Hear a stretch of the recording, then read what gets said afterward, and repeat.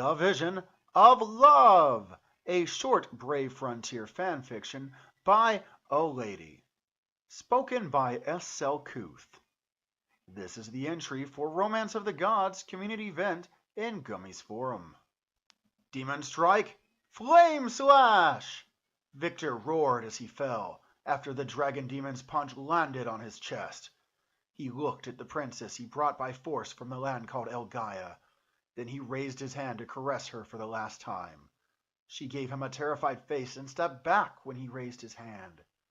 This was the last image of the woman Victor desired, as he gave her one last sorrowful face.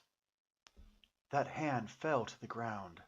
The princess stared at the dead body of her kidnapper. Her body was trembling. She looked up to the dragon demon, who was looking back at her.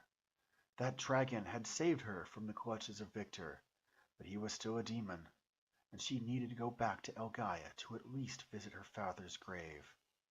Her father has fallen. Realizing that, the princess's tears started to drop. Her father, she could never see him again. And now she was here, in the world she only saw in her visions when she performed the ritual of divination, and with no one who would help her, and she couldn't see herself going back to her homeworld. The portal had closed. The only ones around her were only scary demons. There was no hope left for her. Come with me. Eh? The princess surprised as the voice of the dragon demon reached her ears. When she raised her head, the dragon demon was offering his hand to her. That lion always got a nice thing, he said. I am sure that you are special, since he brought you here.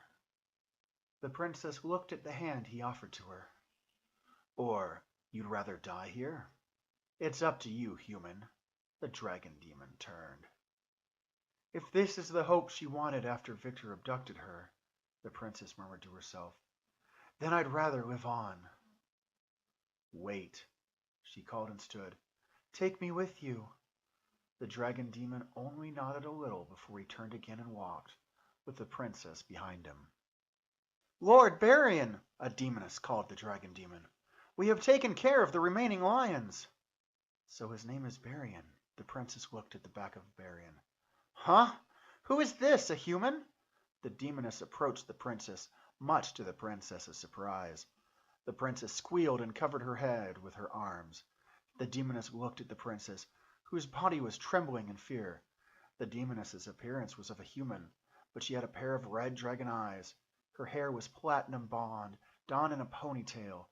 She also had a pair of horns on her head, and a tail as red as her wings. She was clad in a white tube dress, with dragon scale armor on her waist, and she wielded twin swords. A hostage the lions held, Barian replied nonchalantly. She looks terrified, said the demoness. Hello, human? Yes, the princess stuttered. The demoness sighed, but she understood why the blue-haired human in front of her was terrified. You're safe now. No need to worry about those lions. The demoness smiled to the princess. The princess gave an anxious smile to the humanoid dragon in front of her. Then she looked around. The tension of the battle between Barian and Victor was gone, but the insecurity throbbed her like a physical pain. It felt like her heart turned into a massive hole, ready to devour anything. She looks terrified. What did those lions do to her?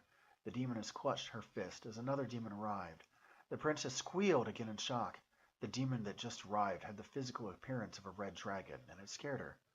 The demoness noticed the princess's face, and she grabbed the demon's shoulder. Finished your report, Leomurg? Now get lost. You made our guests scared. But, Sister Lioness, no buts! Take care of the lions in the outskirts before you go back to Lord Barian, the demoness lioness frowned. Then she looked at Barian. What should I do with this human, Lord Barian? Asked her as Leomurg went to the outskirts of the town. I am going to ask her a thing or two, Barian replied. Then he looked at the princess. Follow me, human. The princess stood up and followed as Barian moved away from the crowd. When they were walking past a fountain, the princess peeked at the pool, hoping that she could see herself back in her homeworld. Barian looked back as he hears the princess's gasp. He approached her quickly. Now what happened? The princess looked at Barian. Her cheeks were crimson red, and her heart was beating fast, so fast that she was afraid Barian would hear it. She avoided the stare of the dragon demon as she tried to breathe normally. I am fine, the princess finally spoke. I just saw a vision on the surface of this pool. A vision? Barian asked. A vision of? The princess blushed again, then murmured, It was about my future, and that's none of your business. Is it related to the reason you are here now? The princess gave a small nod to Barian. It is why that demon wanted me. The power of divination, huh? Barian concluded. Interesting. I can see why that lion wanted you. And how about you? The princess asked back. I am not someone who should stand in the front line. Now that you know that, would you still think that I am useful? Only if you can prove that your power is more useful to bring the victories to the dragon tribe, Barian answered. The princess looked back to the fountain. The vision she saw flew to the center of the spotlight in her mind. That vision, it could be interpreted as only one. But with him? Really?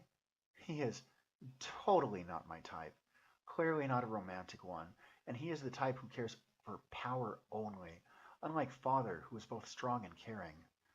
But he saved me, and it seems that he is different than the demon who abducted me and brought me here, she wondered. But still, why? Why that vision? Human? Barian asked. Yes, the princess blushed.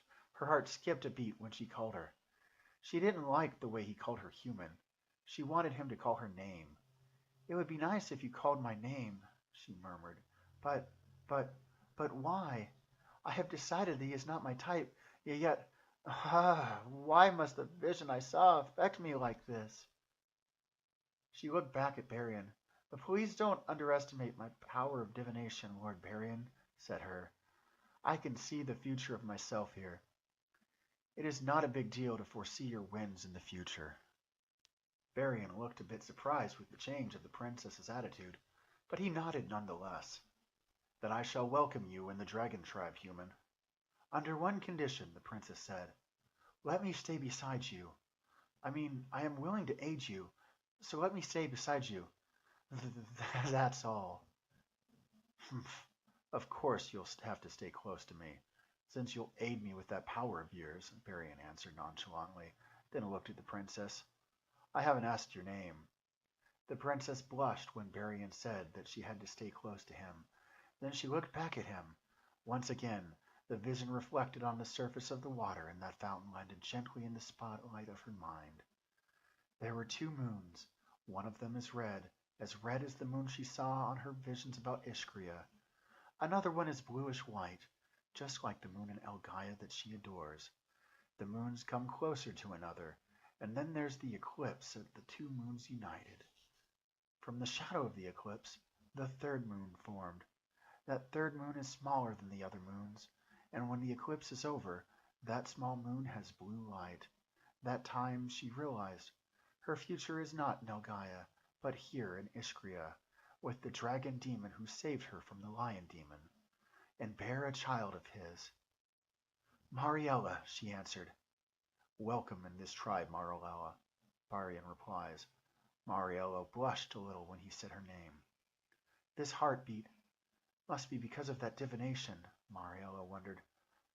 I don't know how I can fall for this demon, but I think, for now, I can stay by his side. I feel that his tribe can give me the safe feeling I want.